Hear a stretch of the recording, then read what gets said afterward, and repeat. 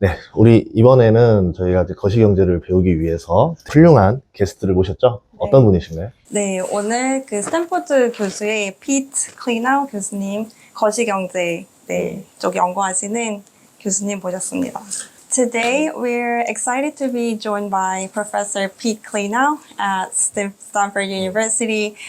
He's in the field of macroeconomics, focused on long-term economic growth. Could you start by briefly introducing yourself and also expand on your background and main areas of research? Well, thank you. First of all, welcome to Stanford. Thanks for visiting me here. My name is Pete Klenow, as you said, and I specialize in macroeconomics.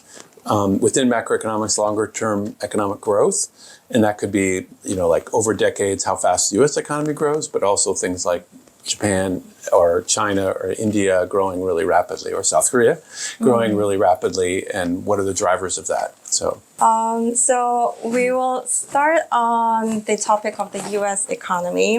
When you look back a couple of decades, what do you see as the main reason behind the productivity slowdown in the U.S.? Well, I think one contributor is declining population growth, or labor force growth is more relevant, because that just means fewer people to start businesses, to come up with ideas. And if people, at least so far, are the main engine, obviously they use equipment, technology in the process, but just talent is the main constraint on innovation and growth. So the fact that we have lower population growth means that as it gets harder to find ideas, we have fewer people looking for them. So the way we keep growing despite it getting harder and harder to make improvements on what's done before is by having more people hunting.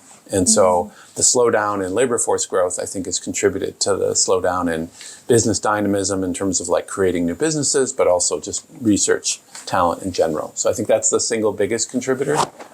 아메리카 지금 보면은 생산성도 이제 어쨌든 저하가 되고 있고, 그 이제 AI 발전으로 인해서 이거를 좀 역전해 볼 수 있는지 궁금합니다. So, as we all know, there's this rapid advancement in AI. Do you think this technology could reverse this trend in the slowdown in productivity?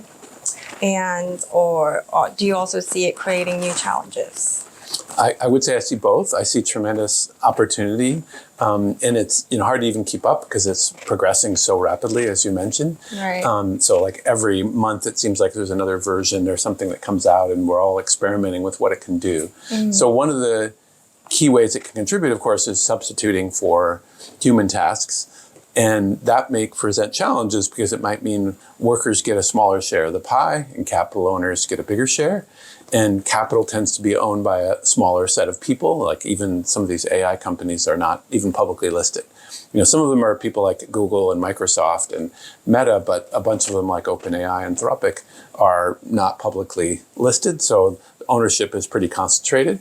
So one of the challenges could be rising inequality that creates. But I'm especially optimistic at the idea that not only it'll take away tasks from labor, but it'll substitute for talent when it comes to research. So if it can start doing some of the tasks, then we don't need as much population growth to sustain the generation of new ideas if AI can substitute for that. So I already have colleagues who are, using AI basically like a research assistant. And especially when it comes to coding, certain tasks that it clearly can do faster than the typical student. So now the student and faculty can reallocate their time to other things. So that part, are you seeing as a challenge or as a benefit?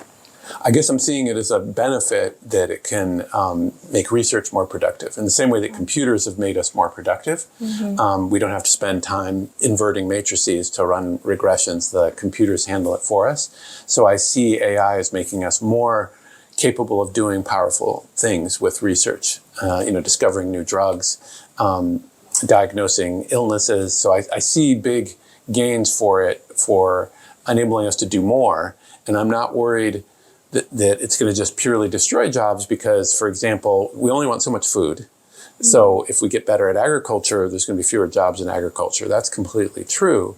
But if we get better at prolonging human health, people have an elastic demand for that. They want to live longer and better. And so there's no one that's going to say, I'm comfortable living this long. I don't need to live longer and better. So I think there's elastic demand for things like better health technology. So I think those jobs will proliferate even if AI does some of the functions that doctors and nurses and so on used to do. 그러면 뭐 이제 잠깐 추가적으로 여쭤보자면 지금 이제 AI로 인해서 이제 블루 칼라 쪽이 더 일자리가 좀 더 많이 준다 보시는지 아니면 화이트 칼라 쪽이 더 일자리가 많이 줄다 생각하시는지 한번 좀 생각을 들어볼 수 있을까요? So in terms of the challenges that we will have with jobs, do you think it will affect blue collar jobs more or white collar jobs more?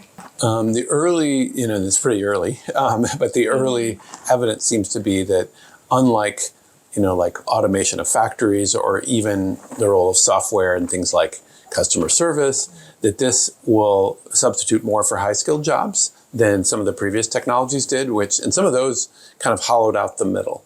There were still very manual labor jobs, in agriculture, also in manufacturing and services that couldn't be automated very well. So the previous technologies kind of substituted for middle managers, in the case of software and IT, and also factory workers that were relatively, working class and middle class. And so I think there's a hollowing out, what David Autor at MIT calls job polarization. The previous technologies were more polarizing. This one, I think, might actually reduce wage inequality by substituting more for high-skilled jobs, and tasks. In terms of the possibility that it might affect inequality, like you mentioned earlier, that it's concentrated in a few firms, what kind of policies do you think might help solve those issues? Okay, so the inequality, I picture universal basic income being an option, like everybody gets a certain amount of income, like we tax the owners of AI and equipment and data centers, and then we distribute that widely. I'm not sure how much support there is for that. So, one role for economists is to present a menu, present options. And another option is stuff like wage subsidies.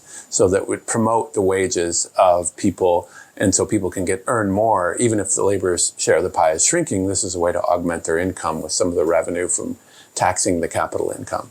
So I think that can keep labor income gross of a subsidy high and give people incentives to work, and spread out the benefits of AI. So I think that's one of the main policy tools. There are other things like education, but if the skill premium goes down, then that's going to be less attractive. So that's why I think wage subsidies is a natural one.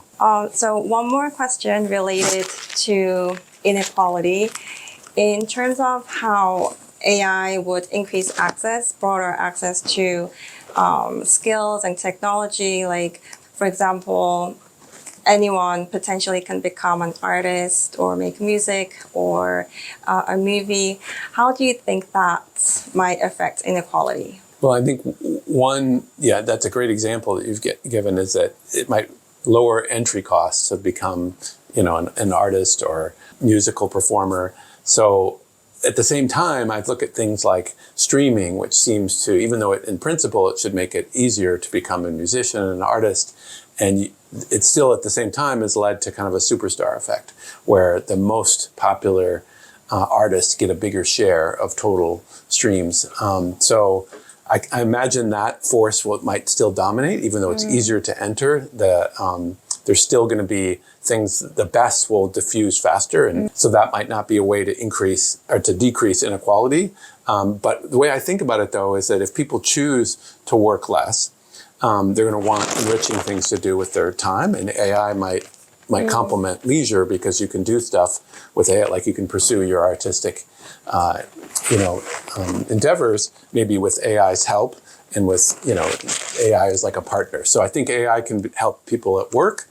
In addition to substituting from some of the stuff they don't want to do or is not as enjoyable, they can focus on stuff they're better at and they enjoy more. But the same thing is true in your personal time. So I think that might be an important contributor to the quality of life, is using AI for our leisure activities. Yeah, that's a great example of the benefits that we can receive. So moving on to the topic of long-term economic growth, you've done a lot of research in this area. What is your outlook for the US's long-term economic growth? Well, I think, as I mentioned, the slowdown in workforce growth, that has no end in sight. So that would be a cause for pessimism. And another cause for pessimism would be like educational attainment, which in previous generations was growing, seems to have kind of plateaued in the US in particular. So those two sources of growth might be diminished relative to what we've seen in the past, or even things like reducing inequality in the labor market in terms of access to high-skilled professions for women in particular, but other underrepresented minorities in the labor force and say the high-skilled occupations. That's become more even. There's still room for more progress on that. But we've experienced some growth from that in the past, and so we might not expect that to be able to duplicate that contribution. So on the optimistic side, in addition to AI, another reason for optimism is there's a lot of talent in the world. In the US, for example, only 12% of patents are associated with women. So women can innovate as much as men. So the fact that we're getting only 12% means there's a lot of talented women who could be innovating more and starting more businesses. So that is a reason for optimism going forward. If that becomes more equal, we'll have better talent to allocate to innovation and entrepreneurship. A related thing is from the global point of view, ideas come from everywhere. Ideas generated in the US spread, ideas generated elsewhere come here, like lean manufacturing from Japan, for example, diffusing to the United States. So there's a lot of talent in the rest of the world, and places like South Korea and China and India. I mean, South Korea is ahead of them on the development scale, of course, but you get more and more research done by more people throughout the globe. So even if the global population is slowing down in its growth, we can have more talent come online than it has in the past and innovate. I'm waiting for, it's going to happen. There's going to be some important innovations coming that everybody recognizes. It might be a treatment for Alzheimer's or, a treatment for cancer, and people are going to be so grateful, whether it's South Korea who came up with some of these innovations or Australia or China or India. So that's another reason to be optimistic, that there's a lot of talent that we've yet to tap into, and it will be increasingly benefiting the world. 예전 여기 실리콘밸리 오니까 궁금한 게 각 세계의 인재들이 다 일로 몰려오잖아요. 몰려오는 이제 비결이 뭐라고 좀 생각하시는지 좀 궁금하거든요. 왜 세계 인재들이 다 미국으로 오려고 할까? So we're curious about the fact that a lot of high-skilled talents move into the US, especially this area, Silicon Valley.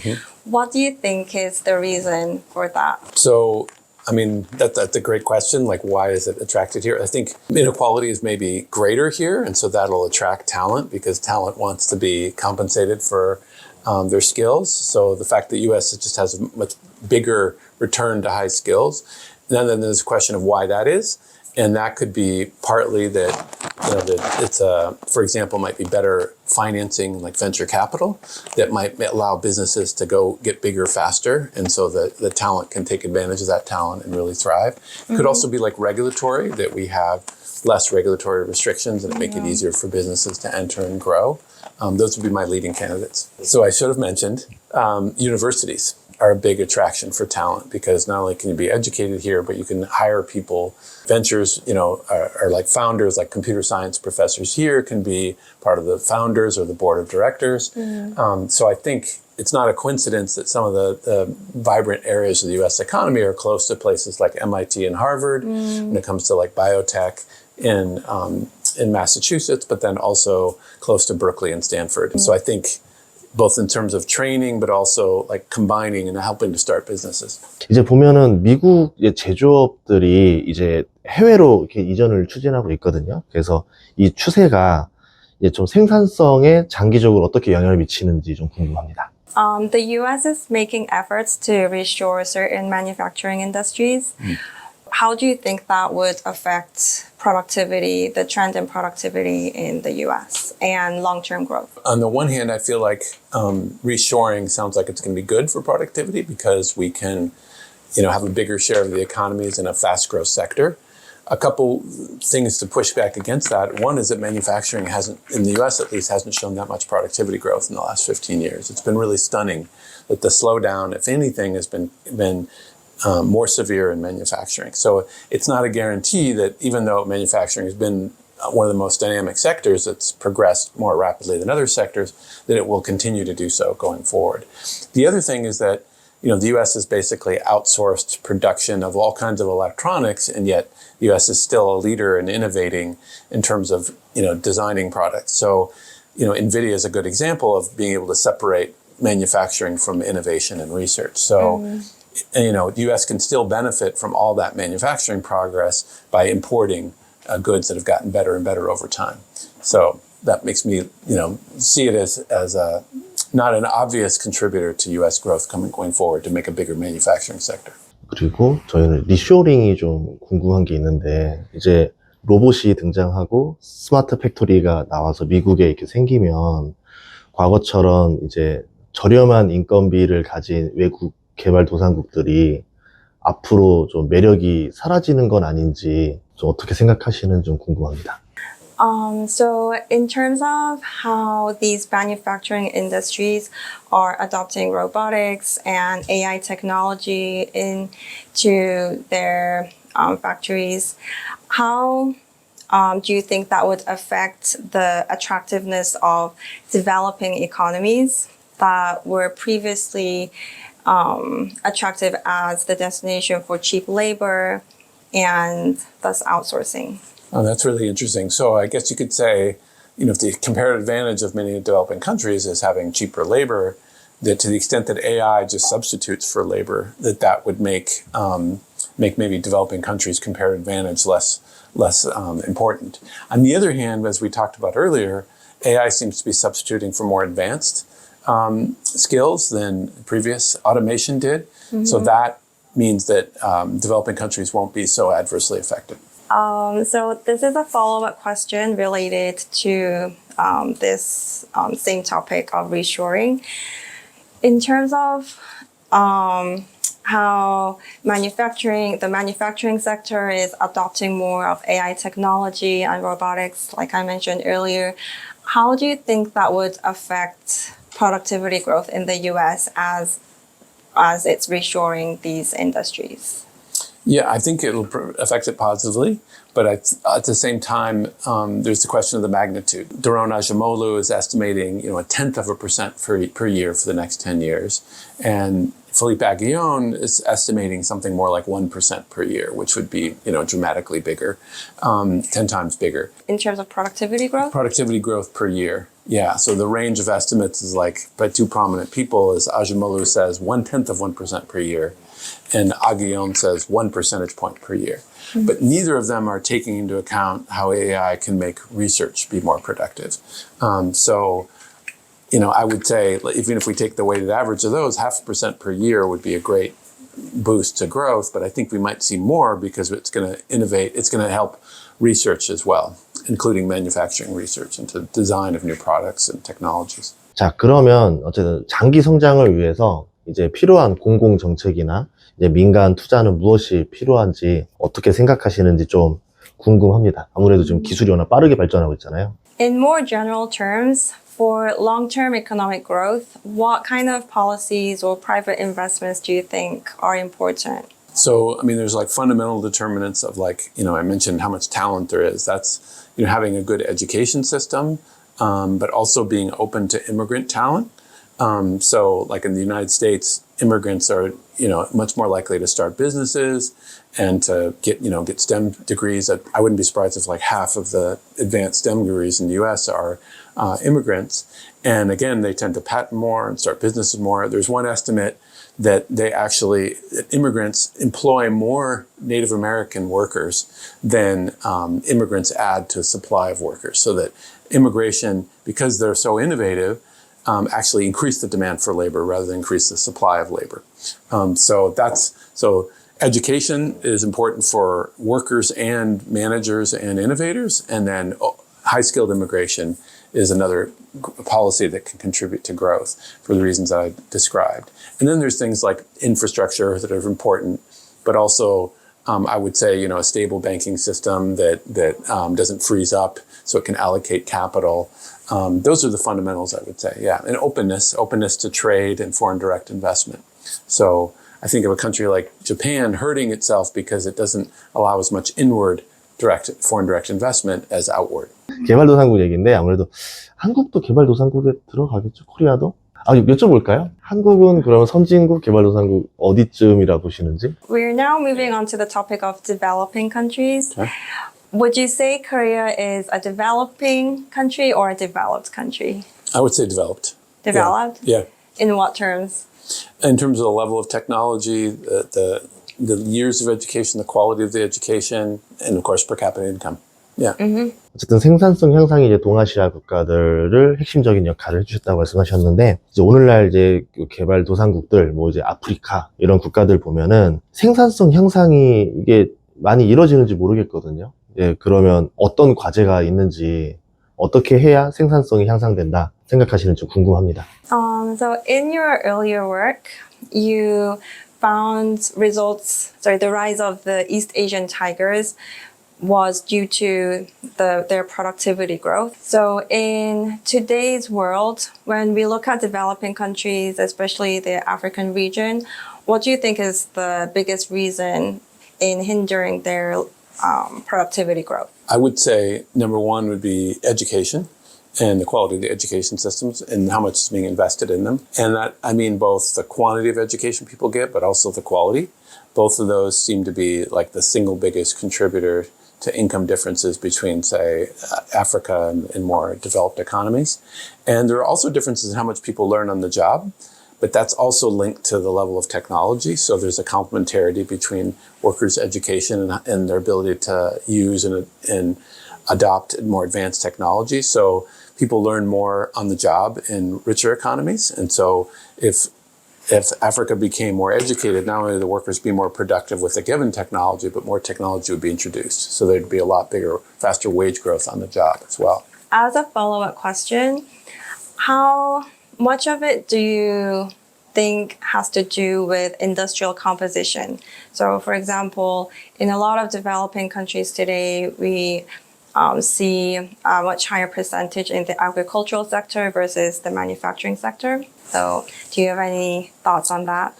Yes, I think, the structural transformation and structural change and moving out of agriculture into other sectors, there's kind of like two ways to do it. One is your sector becomes so productive that you can free up labor to do other things. And another thing is to import things like food. So there's a lot of restrictions on trade that are, and these things are expensive to ship.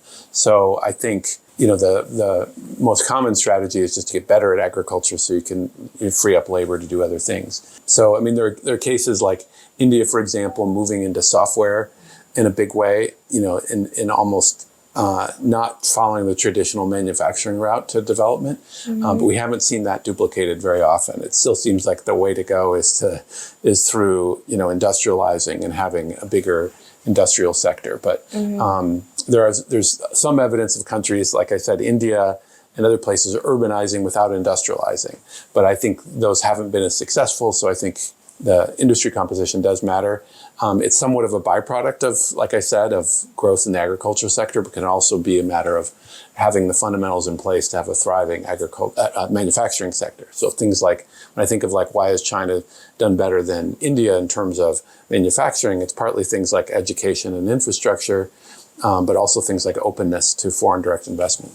그러면 이걸 여쭤볼까요? 또 장기 전망 전문가시니까 개발도상국 중에서 한 10년 뒤 정도 봤을 때 가장 성장을 빠르게 할 것 같은 나라 한 3개 정도 뽑아주실 수 있으신지. As we are on this topic of developing countries, and since you are an expert in long-term growth, when you look at developing countries today, which 3 countries would you say have the biggest potential for growth in the next 5 to 10 years? I guess I'm going to think about which countries have grown rapidly recently. So I think about India and China, but also some places, I don't know whether you want to call Eastern Europe developing or not, but they've done quite well. Some countries in Africa have done well, partly related to natural resource prices going up sometimes, related to things like China's development. But I guess I would say China, India, and then parts of Eastern Europe like Poland. I'm somewhat extrapolating past growth, but I'm also seeing they still have a lot of room to grow. and they still have policies in place that have facilitated growth to a great extent. So for the three countries you mentioned, although one is a region, what would you say? I'll pick Poland if I have to pick one country in Eastern okay. Europe. Go ahead. What would you say are the factors that are driving this potential long-term growth? So in the case of China, I think there's major contributions from being open to foreign direct investment, but they're also China's increasingly innovating in being a frontier country when it comes to things like electric vehicles and solar panels. So I think, China has a lot of advantages in terms of size, but also in terms of high investment rates and things like education and infrastructure. India is much less the infrastructure and much more of the cheap labor phenomenon, but you could say they had cheap labor for decades and they weren't growing. So it was the cheap labor combined with policies that started promoting openness and allowing, loosening up somewhat the ability of entrepreneurs to just decide what they wanted to produce, enter businesses, expand. So it's become a more dynamic economy than it used to be. And so I think that's creating opportunities to combine foreign technology with relatively cheap labor to fuel a bunch of growth. And I think Poland is an interesting combination because you've got relatively high education, relatively good infrastructure, and then they become just more and more integrated with Western Europe. So that's the kind of the track record of places like Portugal and Spain and Greece that in the past, after joining the European Union, had a burst of growth for several decades. So I think Eastern Europe and Poland, as an example of that, have benefited from integrating with the rest of Europe. 어쨌든 AI랑도 좀 연결을 해볼 수 있을 것 같은데, 이 AI가 어떻게 보면은 이 개발도상국이랑 선진국의 발전 격차가 더 벌어지게 만드는 건 아닌지. So when we think about the advancement of AI, how do you think that might affect the inequality, the gap in the industrial levels or economic development between developed versus developing countries? Okay, so I think, like I mentioned, I think it's going to substitute more for skilled labor. So that's going to be something that will enhance inequality within the advanced economies. It seems to me, though, that it won't substitute for a lot of things that people do in developing countries. So I think it could actually boost growth there as well as in the advanced economies. I think the risk a little bit, though, is that there's going to be a few dominant players that will be in, either China or the U.S. That'll generate just a bunch of wealth, and not all developing countries will participate in that equally. So on the productivity side, I see it not necessarily widening the gap, but in terms of ownership of the new technology, I think that'll promote some wealth inequality between the advanced economies. Even within advanced economies, it's going to promote wealth inequality is my best guess.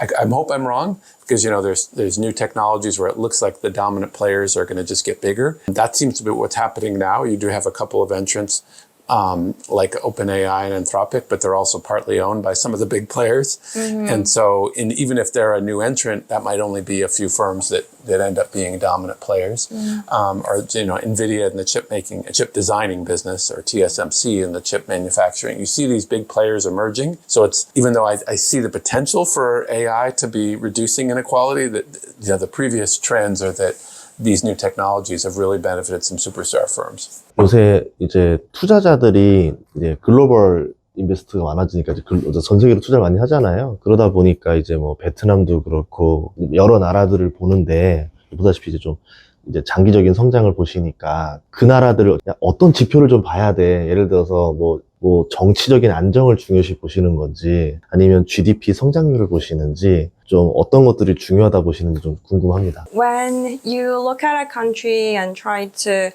evaluate their potential for long-term growth, what key economic indicators do you look at? I look at their potential for future growth. I mean, their initial income, if they're already advanced, like South Korea's an advanced economy already, so I think that means there's inherently less room for growth.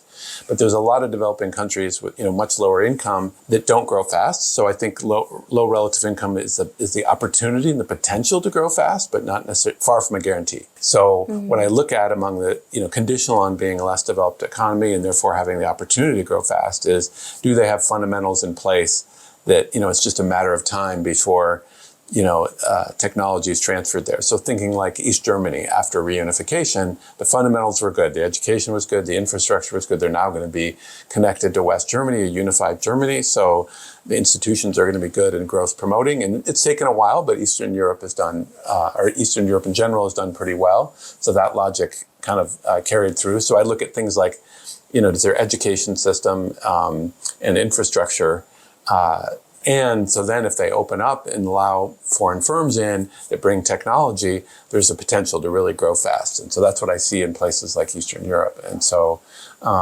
that's where I would be optimistic. If the fundamentals are in place, but they're still relatively poor, there's opportunity to remove the barriers to openness or barriers to the reallocation of factors of production and really fuel some rapid growth.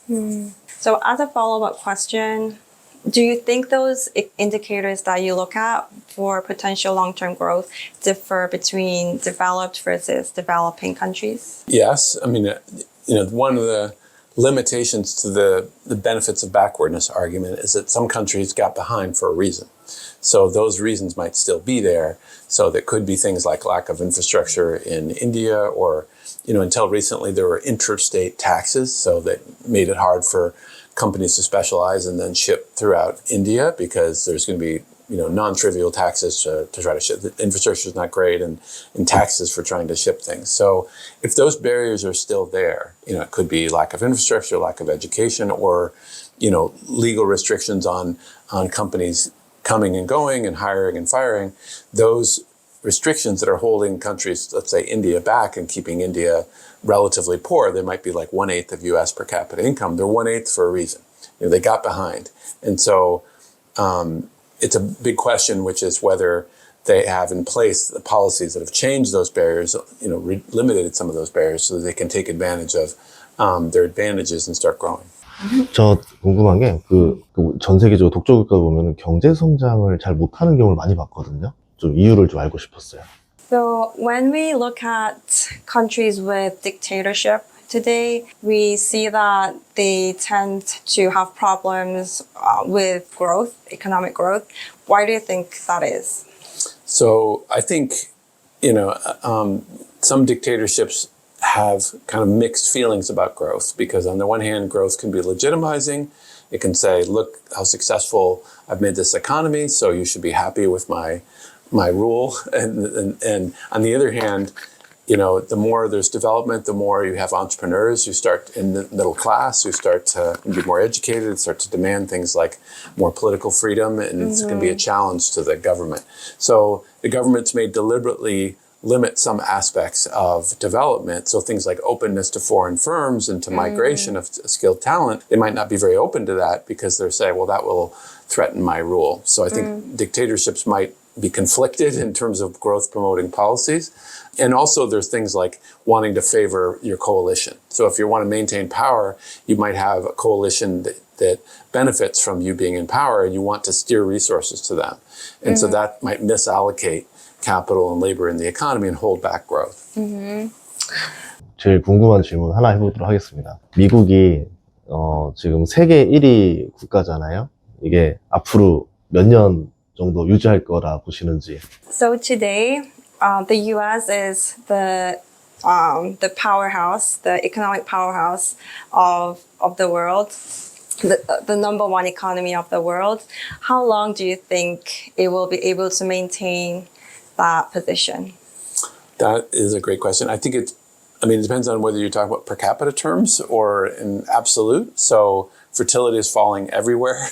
But it seems to be falling, if anything, even faster in like Europe and in East Asia than in the United States. So I think if the U.S. maintains that powerhouse status, it'll partly be related to that. The fertility is not as low in the United States as someplace like China or Western Europe. So, and then even in India, it's falling pretty rapidly. So I think demographics is in the United States favored to be, the leading superpower for a while.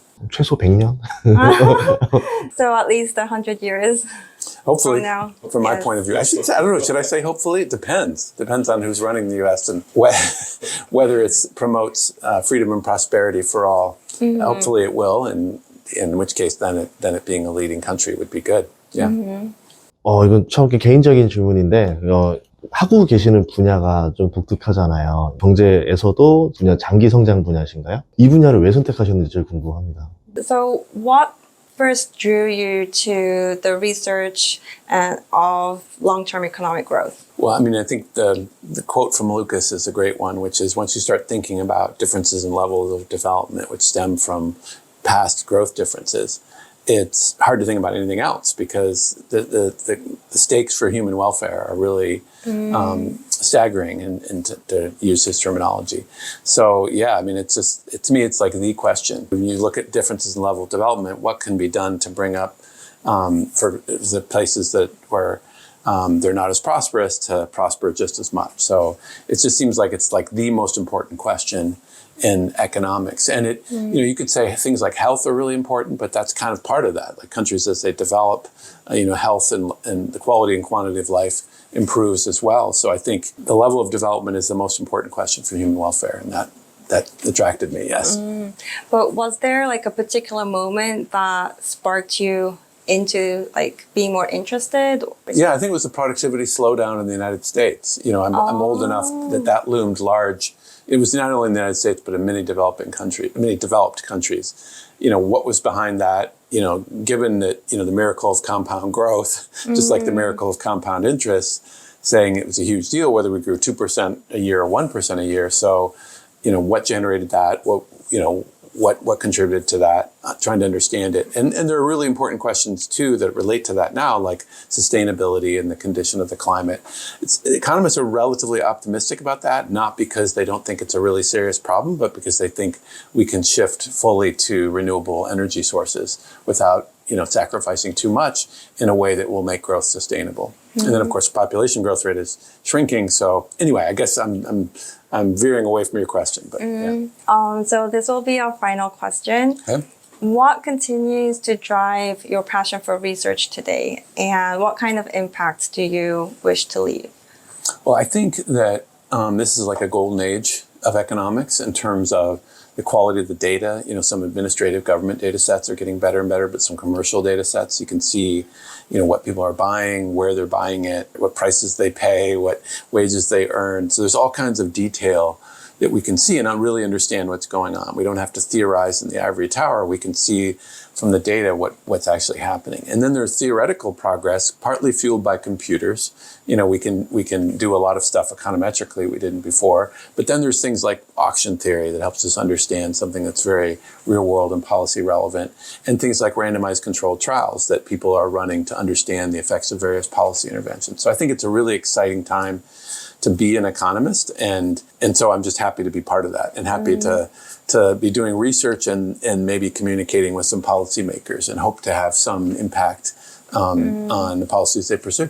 덕분에 스탠포드 대학에 와서 처음 만난 교수님이잖아요. 미국 얘기도 해주셨지만 저희가 이제 개발도상국에 대해서도 어떻게 발전해야 되는지까지 고민까지 같이 해주신 거 봤을 때는 모든 나라들이 잘 되기를 바라는 마음을 가지고 계시는구나, 이 점에 좀 많이 감동했습니다. So you're the first professor that we are interviewing, so we feel very welcomed and thankful that we were able to meet you. Okay, thank you. And the fact that you look into both developed and developing countries and think about how they can achieve long-term growth, that gives us a lot of hope to see someone that you really want everyone to do well in the future.